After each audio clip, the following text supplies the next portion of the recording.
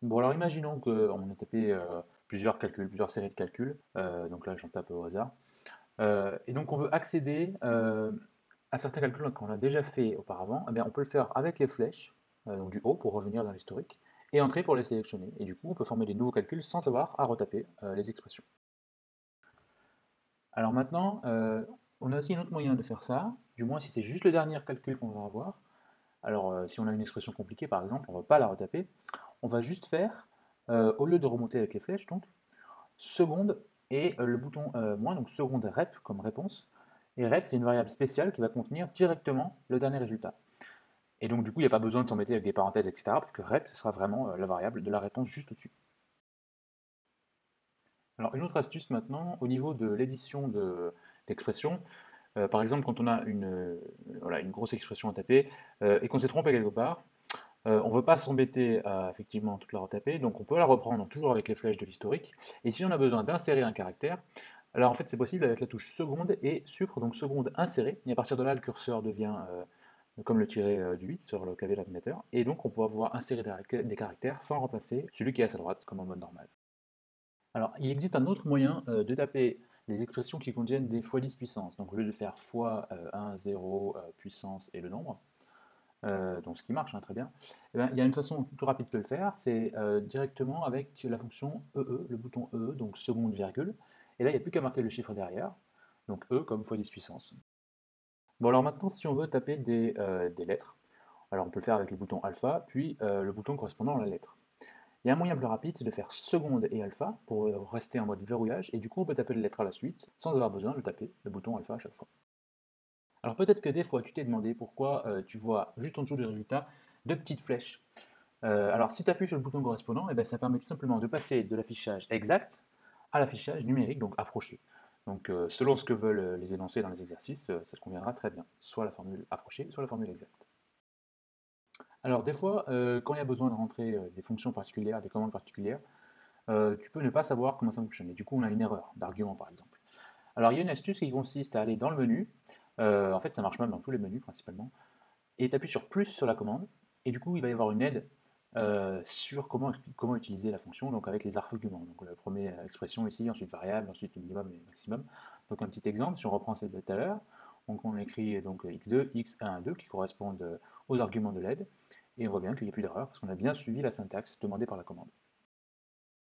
Alors dans le même genre aussi, au lieu d'avoir à aller chercher de la commande dans les menus, on peut, pour un certain nombre de calculs, appuyer sur le bouton seconde et la fraction pour avoir un ensemble de templates, de modèles préfaits, où il n'y a plus qu'à choisir ce qu'on veut. Donc par exemple ici la somme, où en fait effectivement il n'y a plus besoin de connaître la syntaxe ni d'aller chercher l'aide, puisqu'il n'y a plus qu'à remplir directement la forme, et ça marchera tout de suite.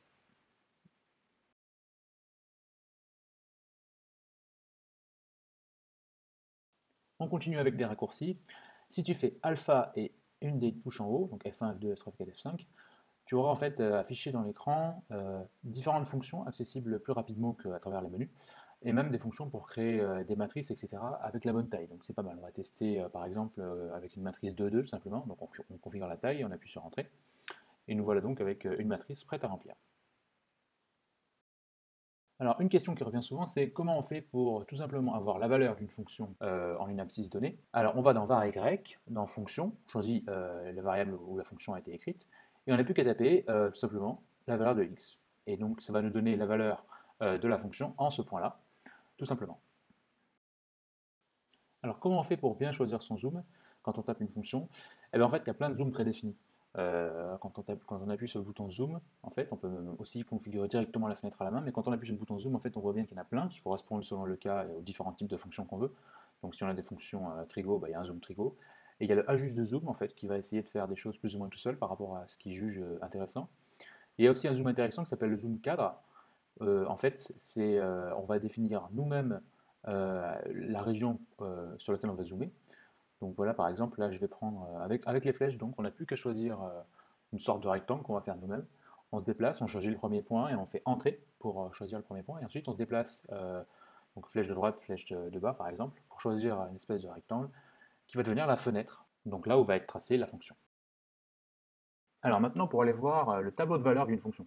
Donc après avoir écrit sa fonction dans le menu F2X, donc déjà on peut aller faire un tour du côté du zoom pour savoir si c'est bon. Et donc si on est content, on appuie sur trace ou graphe par exemple. Et on peut aussi se déplacer d'ailleurs au sein des valeurs avec les flèches. D'abord, il faut faire la flèche du haut par exemple. Ensuite, on se déplace. Mais si on fait donc seconde graphe, donc table, on peut accéder en fonction de x à un tableur qui présente les valeurs en y. Alors encore mieux que d'avoir juste le tableau de valeurs, il y a un moyen d'avoir à la fois le graphique et le tableau de valeurs en même temps. Donc c'est-à-dire qu'on va dans le menu mode et on va descendre à la ligne plein écran horizontale graph table, on choisit graph table, on valide par entrée, et ensuite si on appuie sur trace, on peut voir que effectivement on a les deux à la fois. Donc on peut se déplacer avec les flèches pour pouvoir naviguer au sein de la fonction, et donc ce qui permet d'avoir un aperçu rapide des points en y en fonction de l'axe x. Si on appuie sur des valeurs directement, ça nous met une zone de texte où on peut directement entrer la valeur en x, et ça va nous tracer, ça va nous amener en fait à la valeur en y.